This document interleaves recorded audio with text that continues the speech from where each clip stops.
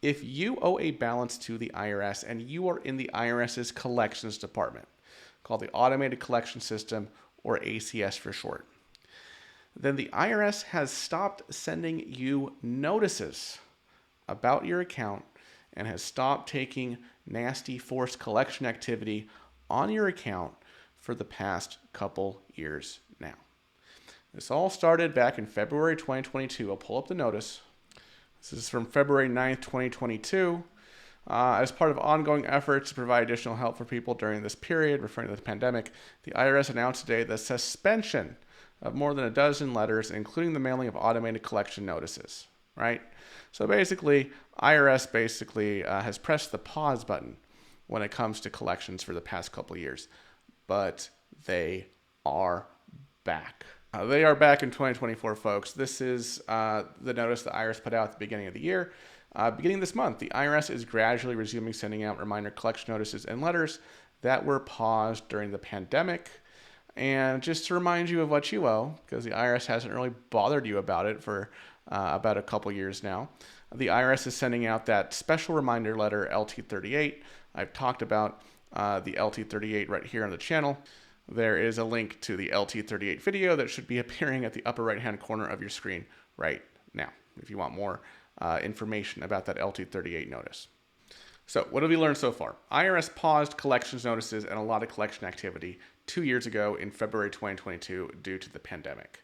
In January of this year, 2024, the IRS has announced that it is resuming sending these collection activities and therefore is resuming sending out these collection notices and therefore will be resuming collection activity, taking money forcibly from taxpayers in full force, because they have to send out these notices before they can start taking your stuff, right?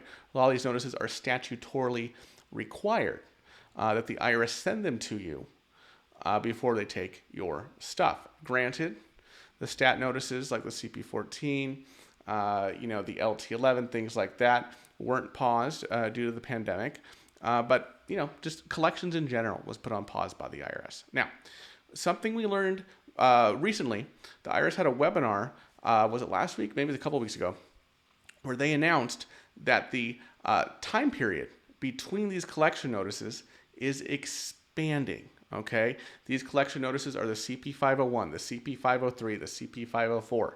Previously, the IRS sent these notices about 4 to 5 weeks apart, okay? But now they're going to start sending them 8 weeks apart. Yes, that is what the IRS said.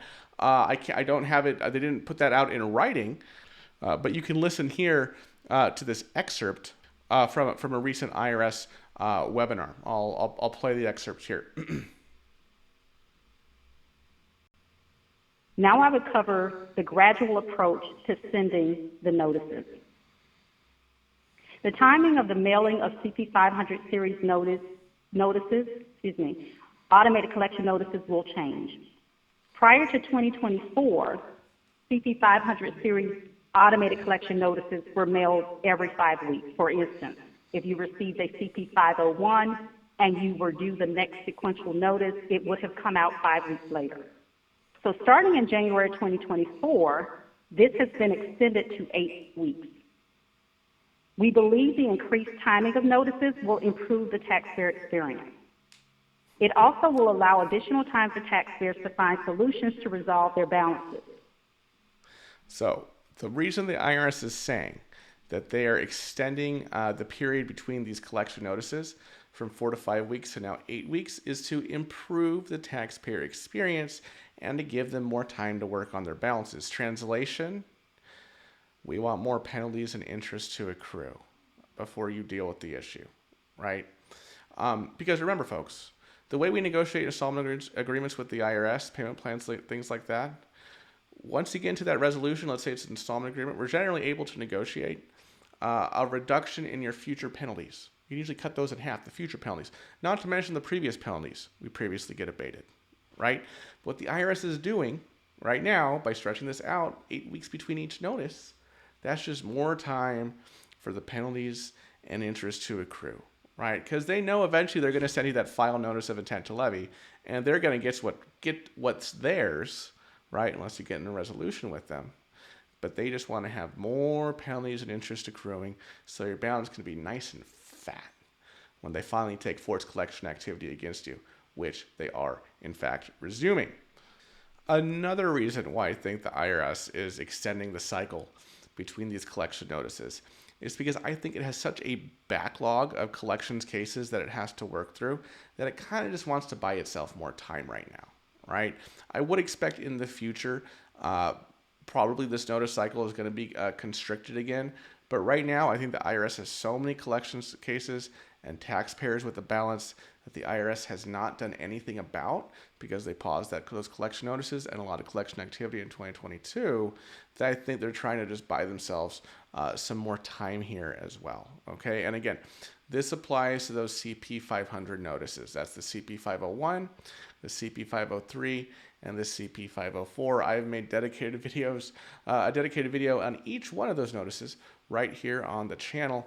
One of those is going to pop up right here. I also have my playlist of all my videos on tax notices from the IRS right down here in the bottom left-hand corner of your screen. If you want to reach out to us at Choice Tax Relief, visit us. You can click the button right here that's going to pop up. It'll take you to our website, fill out the form. We'll reach out to you or give us a call, 866-8000-TAX. That's 866-8000-829.